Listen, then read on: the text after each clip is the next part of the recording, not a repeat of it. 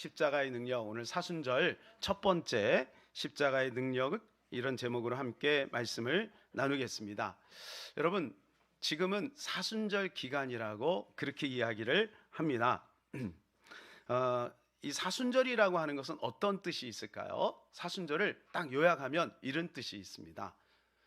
부활절을 앞두고 40일간 몸과 마음을 정결하게 하고 경건하게 하며 지내는 절기, 이게 바로 사순절입니다. 그러니까 이게 사순절, 사자라는 것은 날짜 40일을 뜻하는 거거든요.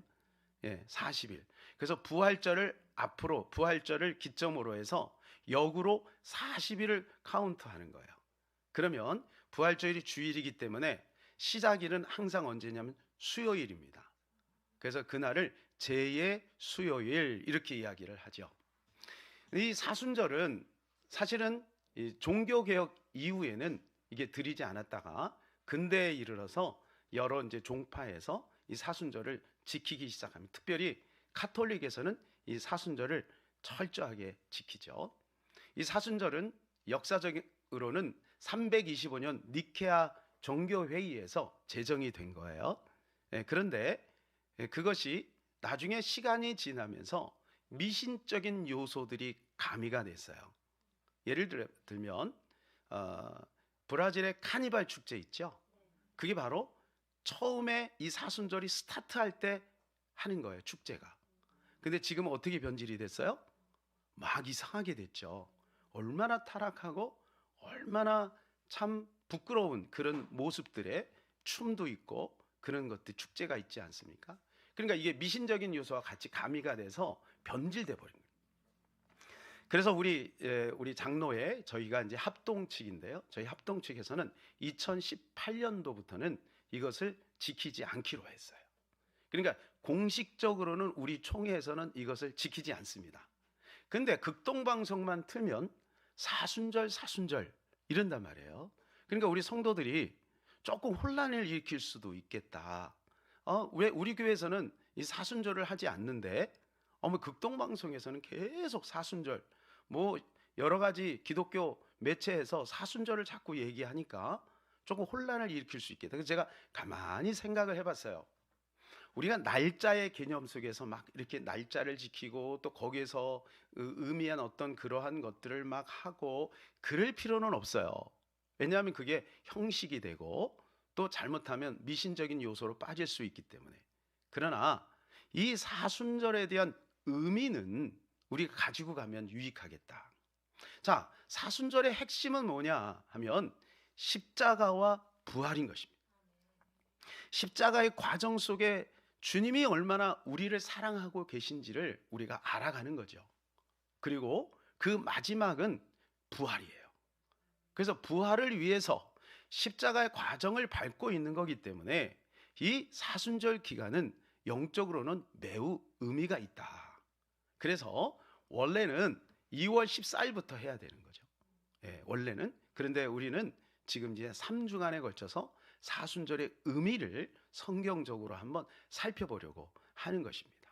그래서 이 기간 동안에는 우리 이제 고난 주간에 특세도 하고 그렇게 하나님 앞에 경건하게 믿음으로 반응하면서 나가는 기간으로 우리가 삼게 되는 것이죠.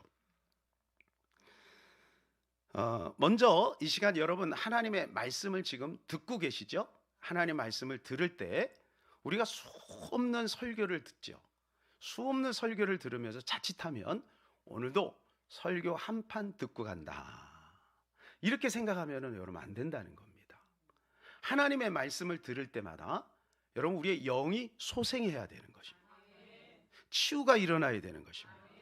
회복이 일어나야 되는 것입니다. 그러니까 하나님의 말씀을 받을 때 이 하나님의 말씀을 사람의 말로 받지 말고 하나님의 말씀으로 받아야 되는 것이죠. 왜냐하면 말씀은 곧 하나님이기 때문에. 자, 요한복음 1장 1절입니다. 태초에 말씀이 계시니라. 이 말씀이 하나님과 함께 계셨으니 이 말씀은 곧 하나님이시니라. 자, 여러분 생각해 보세요. 하나님이 말씀으로 계셨다는 거예요. 태초에 말씀으로 하나님이 계셨는데 이 말씀이 육신을 입어서 이 땅에 오신 분이 누구예요? 예수님이에요. 그러니까 말씀은 곧 영이요, 말씀은 곧 하나님인 겁니다. 자, 우리가 어떻게 하나님을 믿나요? 말씀이 있기 때문에 믿는 거예요. 만일에 이 성경이 없으면 하나님을 알지도 못하고 하나님을 믿지도 않을 겁니다. 그러니까 이 말씀이 선포되는 그 자리가 하나님이 임재하는 곳이에요. 그러니까 여러분, 하나님을 좋아합니까, 여러분? 반응이 이러면 하나님이 섭섭합니다. 여러분, 하나님을 좋아합니까? 그럼 하나님을 좋아하려면 하나님을 자꾸 만나야 되는데, 하나님은 어떻게 만납니까? 말씀을 가지고 만나요. 그러니까 여러분 가정이 어떻게 말씀을 자꾸 말씀을 주제로 말씀을 나누는 거예요. 그때 거기에 하나님이 임재하는 거고, 하나님이 기뻐하시는 거고, 하나님이 은혜를 베풀어 주시는 거죠. 그래서 데살로니가 교인들은 말씀을 받을 때 사람의 말로 받지 않고 하나님의 말씀으로 받았대요. 자, 데살로니가서 2장 13절입니다. 너희가 우리에게 들은 바 하나님의 말씀을 들을 때 사람의 말로 받지 아니하고 하나님의 말씀으로 받음이니 진실로 그러하도다. 이 말씀이 또한 너희 믿는 자 가운데서 역사하느니라. 사람의 말로 받지 않았다는 거예요. 사랑하는 여러분, 이 시간에 말씀을 받을 때 사람의 말로 받지 말고 하나님의 말씀으로 받으시기를 주님의 이름으로 축복합니다. 자, 그러면 어떻게 하냐면 이 말씀이 믿는 자 속에서 역사한다는 거예요. 역사한다는 것은 일하고 있다는 거예요. 그러니까 말씀을 받을 때 그 속에서 여러분의 영을 터치하고 여러분의 육신을 터치하고 여러분의 모든 생각을 터치해서 일하시는 거예요. 말씀이 일하시는 거예요. 예. 그래서 여러분이 이 시간에 말씀을 받을 때 하나님의 놀라운 은혜와 축복과 능력이 임하게 될 줄로 믿습니다. 사랑하는 여러분, 성경을 우리가 이렇게 짜면, 이 성경을 들고 짜면 무엇이 떨어질까요? 빨래를 짜면 물이 떨어지죠. 성경을 짜면 무엇이 떨어질까요? 그렇죠. 피가 떨어지죠. 성경을 꽉 안 짜보셨죠? 오늘 집에 가서 꼭 한번 짜보세요. 피가 떨어집니다. 네, 왜 그럴까요? 그래서 옛날 성경에는 여기가 다 빨갛게 돼 있었어요. 그게 이제 그것은 무슨, 이 성경에서 우리에게 알려주는 핵심이 뭐냐면 십자가라는 거예요. 그래서 기독교는 십자가의 종교예요. 그래서 저 종탑에 보면 뭐가 달렸어요? 십자가. 네, 이단들은 거기다가 비둘기도 달고 이슬람은 초승달도 달고 그러거든요. 그러니까 그건 이단이에요. 잘못된 종교예요. 정상적인 건전한 교회는 십자가를 다는 겁니다. 그래서 우리 교회는 십자가가 없지만 이제 보통 십자가가 뒤에 또 강대상 뒤에 달려 있지 않습니까? 이 앞에 또 십자가 있잖아요. 왜 십자가를 그렇게 자꾸 보여주고 십자가를 강조하는 것일까요? 바로 십자가를 통해서 하나님을 만나는 거예요. 십자가가 없으면 절대로 하나님을 만날 수 있는 사람이 없어요. 십자가는 곧 사랑입니다. 그래서 우리가 십자가를 제대로 만나는 사람은 흔들리지 않습니다. 사랑을 경험했기 때문에. 하나님의 사랑을 경험한 사람은 절대로 흔들리지 않아요. 자, 예수님께서 왜 십자가를 지셔야 했을까요? 예수님이 십자가를 왜 지셔야 했을까요? 그것은 창세기 3장 15절에 보면 오래전에 이미 예언이 되어 있었어요. 같이 한번 읽어볼까요? 내가 너로 여자와 원수가 되게 하고 내 후손도 여자의 후손과 원수가 되게 하리니 여자의 후손은 내 머리를 상하게 할 것이요 너는 그의 발꿈치를 상하게 할 것이니라. 자, 이것은 아담이 범죄한 이후에 에덴에서 쫓겨나자마자 하나님께서 이 뱀에게 말씀하신 거예요. 사실 뱀에게 말씀하신 게 아니라 온 인류에게 선포하신 말씀이에요.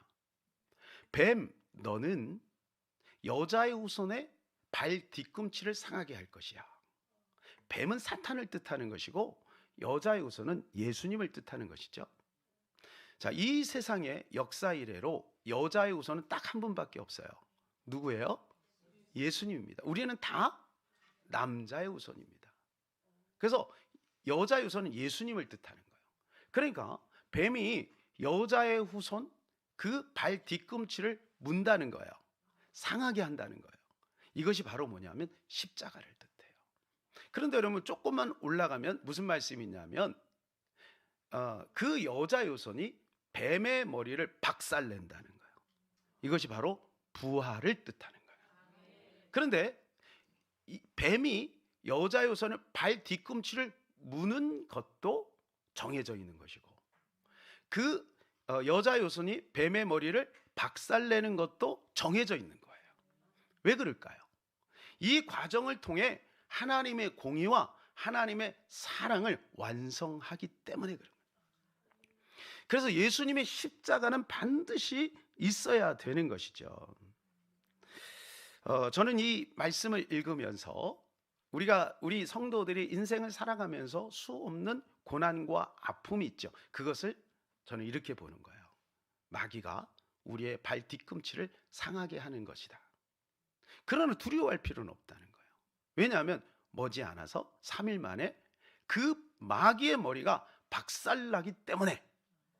그래서 예수 그리스도 안에 있는 자는 그 어떤 고난도 두려워할 필요가 없다. 오히려 그 고난이 우리에게 유익이 된다는 것이에요. 자, 시편 119편 71절, 고난당한 것이 내게 유익이라 이로 말미암아 내가 주의 율례를 배우게 되었다. 여러분, 고난당한 것이 어떻다고요? 유익이 된다. 우리가 생각할 때는 고난은 우리가 망했어, 고난은 너무나도 힘들어, 고난은 너무나도 아파, 이렇게 생각할 수 있으나, 그러나 사랑하는 여러분, 그리스도 예수 안에서는 그 모든 것들이 합력하여 선을 이루고 약한 자를 들어 강한 자를 부끄럽게 하시는 하나님의 능력이 거기서 나타나는 거예요. 사도 바울이 그랬죠. 내가 약할 때 곧 강함이라. 왜냐? 네가 약할 때 내가 더 강하게 역사한다는 거예요. 그렇지 않습니까? 자녀들이 많이 있어도 약골인 아이에게 부모님은 더 마음이 가는 거잖아요. 그거하고 똑같은 거예요. 우리가 약할 때, 모자랄 때 하나님께서 더 역사하신다는 거죠. 그러니까 사랑하는 여러분, 혹시 지금 마귀에게 그 발 뒤꿈치를 물린 것 같은 그런 아픔이 있을지라도 절대로 두려워하지 마시기를 축복합니다. 예수님이 왜 십자가를 지셔야 할까요? 그것은 예수님이 제2 아담으로 오셨기 때문에. 첫 번째 아담은 범죄하여 하나님 앞에 실수하고 그래서 책망을 받고 쫓겨났지만, 두 번째 아담은 승리해야 돼요.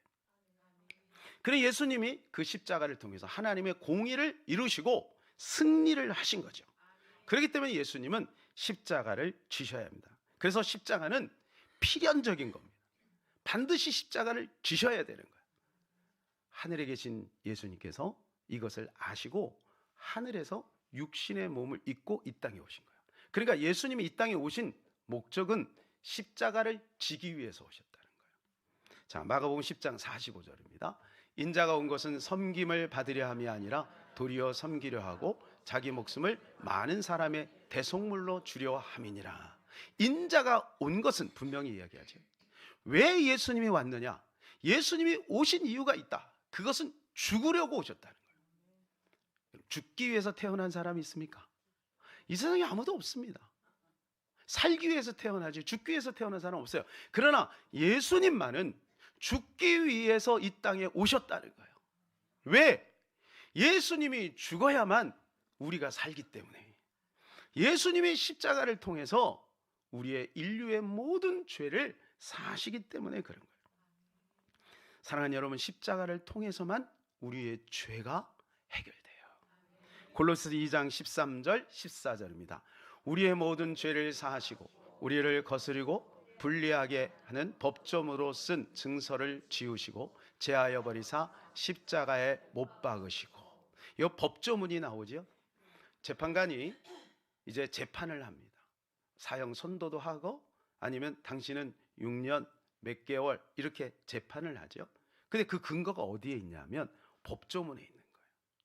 그러니까 하나님께서 법을 만드셔서 율법을 만드시고 그 율법을 통해서 우리에게 그 거울로 비춰보면 우리의 죄가 다 드러나는 거예요. 여러분, 우리 인간이 가지고 있는 죄는 참 험악하고 참으로 모자랍니다. 더럽습니다. 어떤 사람은 살인죄, 간음죄, 불경건죄, 하나님 모독죄, 인간들 사이에도 얼마나 많은 죄악들이 있습니까? 그런데 그 법조문에 딱 비춰보면 우리는 다 감옥 갈 사람이에요.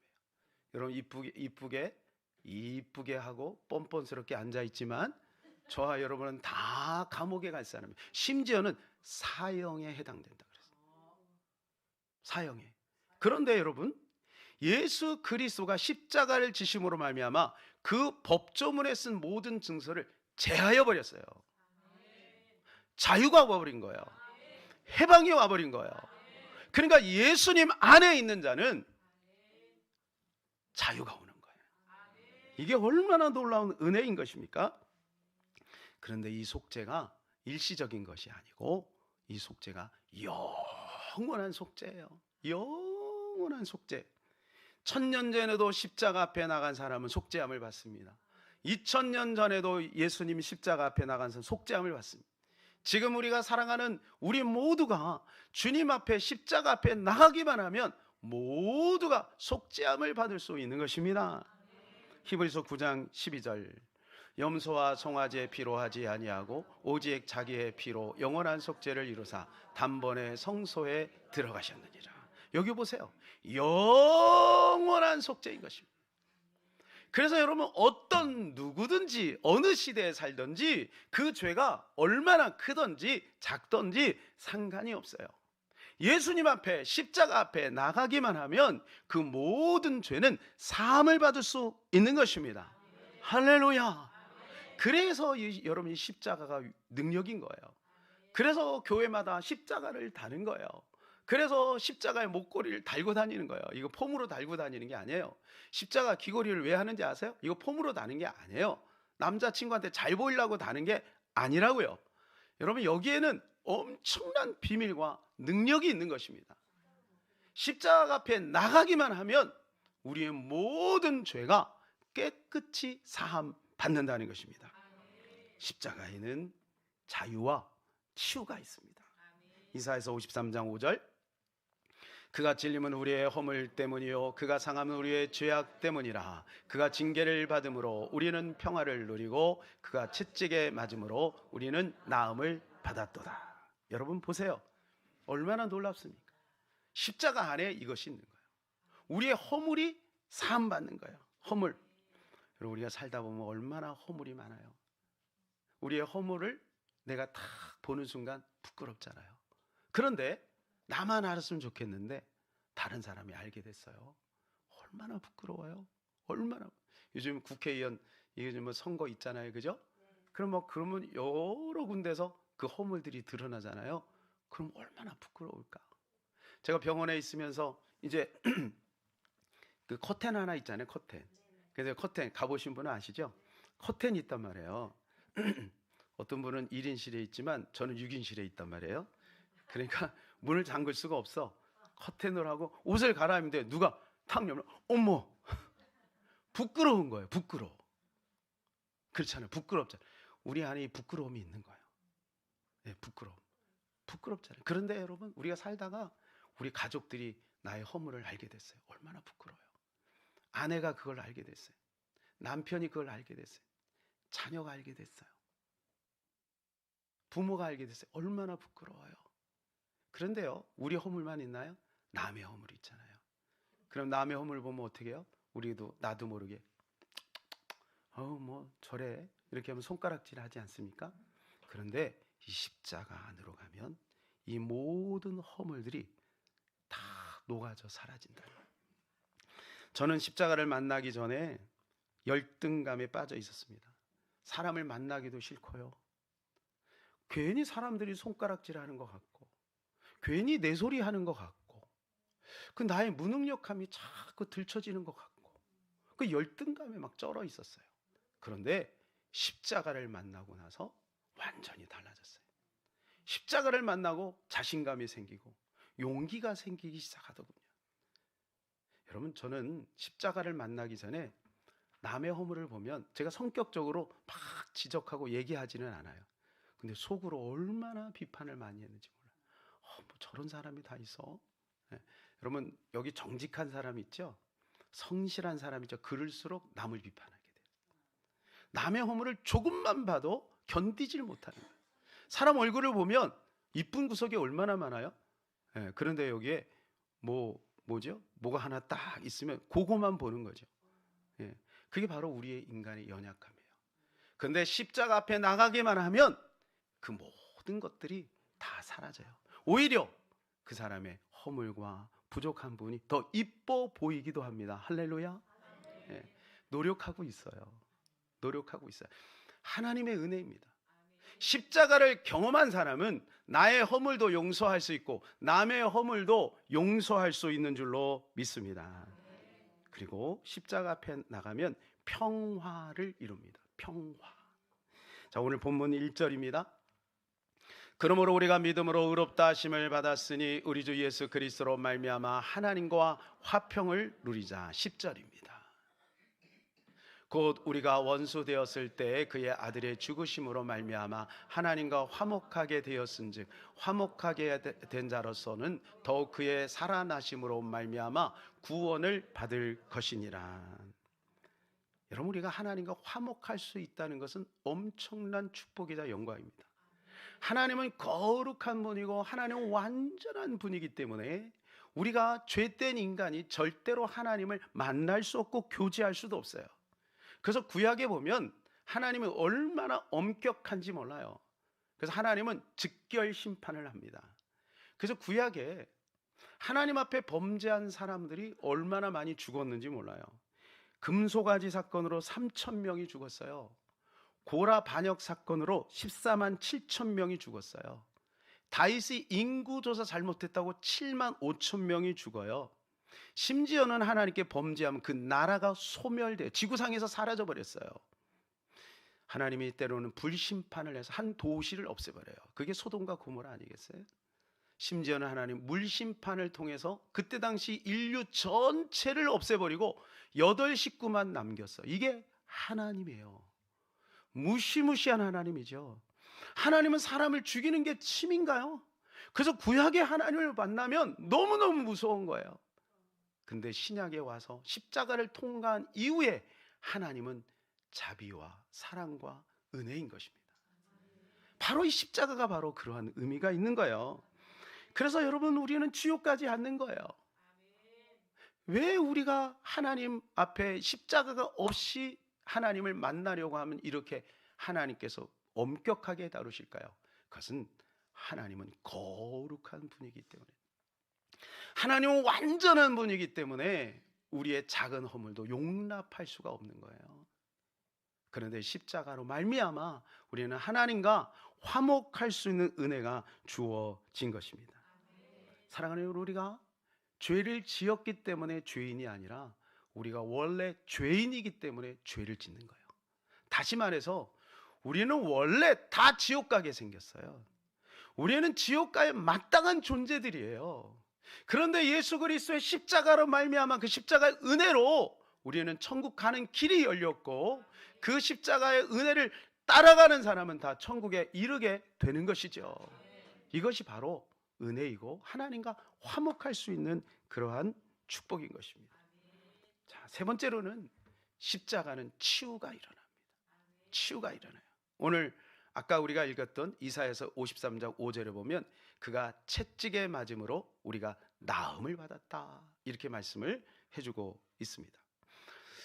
마라의 쓴물 여러분 기억하세요? 출애굽기 15장에 보면 마라의 쓴물, 이스라엘 백성들이 출애굽에서 3일길을 가는데 광야에서 얼마나 목이 탑니까? 그래서 이제 물을 발견했는데 그 물이 너무너무 쓴 거예요. 그러니까 백성들이 원망하고 난리가 났죠. 그때 하나님께서 모세에게 한 나무를 던져라 그래요. 그때 그 나무를 던졌더니 그 쓴물이 단물이 됩니다. 이 나무가 뭘까요? 바로 십자가를 상징하는 것입니다. 그러니까 십자가 안에 들어가면 우리의 육체도 치유가 될 뿐만 아니라 십자가 안으로 우리 인생의 모든 쓴물이 단물이 되는 놀라운 역사가 나타나게 된다는 거예요. 특별히 26절에 보면 이렇게 말씀을 해주고 있습니다. 내가 애굽 사람에게 내린 모든 질병 중 하나도 너에게 내리지 아니하리니 나는 너희를 치료하는 여호와임이니라. 마라의 쓴물 사건 앞에서 주님이 우리에게 명시하신 것이 있어요. 그게 뭐냐면 내가 너희를 치료하는 여호와임을 너희가 알게 될 것이다. 무엇을 통해? 그 나무를 통해. 그 나무가 뭐예요? 십자가를 통해. 사랑하는 여러분, 우리 인생의 모든 고통과 육체적 질병과 정신의 모든 문제들을 예수 그리스도의 십자가 안으로 끌고 들어가면 다 치유가 일어나게 될 줄로 믿습니다. 어제 같은 병실에, 그제 같은 병실에 한가람교회 집사님이 입원을 하셨어요. 근데 보통 심각한 게 아니더라고. 가만히 보니까 이분이 혈변을 하는데요, 뭐 그 변기안이 꽉 찰 정도로. 그러니 얼마나 쇼크를 먹었겠어요. 그런데 보니까 자기 아내도 얼마 전에 무슨 사고가 났는지 절뚝절뚝하면서 면회를 왔더라고요. 참, 그러니까 가정에 어떻게 보면 재앙 같은 그런 모습이죠. 그런데 이제 이분이 보니까 교회에서 많은 분들이 막 이게 전화가 막 오더라고요. 근데 처음에 오자마자 전화가 한 통이 때르르르 오는데, 전화를 받자마자 이분이 큰 소리로 회장님, 제가 내려가겠습니다. 그러니까 면회가 안 되니까요. 가족 외에는 면회가 안 되니까, 회장님 제가 내려가겠습니다. 딱 이러는 거예요. 그러고 시간이 있다가 올라온, 전 그 사이에 이제 커튼 옆에 있으니까 궁금한 거, 야, 이분이 대단한 분인가 보다. 뭐 회장님, 그래서 난 중역인가? 회사의 중역인가? 무슨 큰 회사를 꾸리는 분인가? 이런 생각을 했어요. 그리고 이제 딱 올라와서 막 여러 군데 전화 오는 걸 가만히 문맥을 쫙 파악해 보니까 그 회장님은 그 회장님이 아니고 남성교 회장님이었던 거예요. 그 남성교 회장님 얼마나 존중하는지 깍듯하게 되는 거. 회장님 이렇게 하니까 제가 깜빡 속았죠. 근데 그 교회에서 권사님들이 막 전화가 옵니다. 전화가 오는데 전화되고 그렇게 기도를 해주는 거예요. 여기 우리 권사님들 많이 계신데, 병원에 입원한 분이나 어려운 분들이 전화로 기도를 많이 해주시길 바랍니다. 기도를 계속 받으니까요, 이분이 막 갑자기 용기가 생기나 봐. 똑같이 혈변은 정기적으로 계속 하는데 간호사들한테, 여보 저 보세요, 저 이제 좋아졌죠? 아까보다 묽어졌죠? 막 용기가 생기나 봐. 근데 간호사가 가면서 하는 말이 똑같은데요? 이런 마음이 위안이 되는 거예요. 용기가 생기는 거예요. 저는 그 광경을 보면서 이런 생각이 들어서, 그렇다. 십자가를 믿는 우리 그리스도인들 안에서 하나님이 서로 위로와 그리고 격려와 기도를 통해 치유가 일어나는구나. 지금 당장은 그것 때문에 아픔이 있고 고통이 있어도, 지금 당장은 여러분이 여기 몸이 불편하고, 우리 재현이도 지금 몸이 불편해서 못 나왔잖아요. 그죠? 저도 이제 또 오늘 병원에 이제 바로 가야 돼요. 그렇지만 저는 그것 때문에 낙심하지 않아요. 우리 성도들, 우리 강력 권사님 또 몸이 불편해서 못 나왔지만 저는 그것 때문에 낙심하지 않아요. 왜냐하면 곧 부활이 올 것이니까. 하나님이 그걸 통해 영광을 받으실 거니까. 저는 그 하나님을 찬양하고 싶습니다. 사랑하는 여러분, 십자가 안에는 치유가 있는 것입니다. 미국의 흑백 갈등이 깊어질 때였어요. 어느 기차 안에서. 그때는 막 흑인하고 백인하고 서로 싸우지 않습니까? 어느 기차 안에서 흑인과 백인이 서로 막 다투는 거예요. 그러다가 백인이 갑자기 칼을 확 끄집어내더니 흑인을 향해서 칼을 확 던졌어요. 일촉즉발입니다. 그때 백인 목사님 옆에서 갑자기 손을 확 뻗어가지고 그 칼을 손으로 막았어요. 그러니 막 피가 막 터지고 막 난리가 났죠. 그러고 나서 이제 수습이 된 다음에 이 흑인이 생명의 의인이잖아요. 그래서 이 백인 목사님께 약속을 했어요. 목사님, 제가 일평생 목사님 사역을 도와서 일을 하겠습니다. 정말 이 흑인 이분이 정말 그 약속을 지켰어요. 그래서 목사님을 쫙 보필하면서 열심히 사역을 합니다. 그런데 사역을 하다 보면 왜 어려움이 없겠어요? 왜 아픔이 없겠어요? 그래갖고 어떤 날 막 투덜투덜거리고 있으면 목사님이 오셔서 다른 말 안 하고 손을 쓱 내면 됩니다. 손을 쓱 내. 왜요? 뭐 보라고? 스티그마. 나 너 때문에 죽을 뻔했어. 이거 내미는 거야. 사랑하는 여러분, 우리가 주님의 일을 할 때, 우리가 믿음을 지킬 때, 복음으로 살 때 왜 어려움이 없겠어요? 여러분, 어려움이 있을 때마다 십자가 앞으로 나가시기를 바랍니다. 그리고 그 십자가의 못자국을 바라보시기 바랍니다. 그럼 우리 다시 한번 용기를 얻을 수 있으리라고 믿습니다. 이제 말씀을 맺겠습니다. 사순절을 맞이하여 우리는 십자가를 많이 묵상했으면 좋겠습니다. 지난 세월 속에 우리의 모든 허물과 죄를 주님이 깨끗이 사해 주셨습니다. 십자가 안에는 하나님과 사람 사이의 화목을 이루십니다. 그리고 우리의 육체와 우리 인생의 모든 질병을 다 치유해 주실 줄로 믿습니다.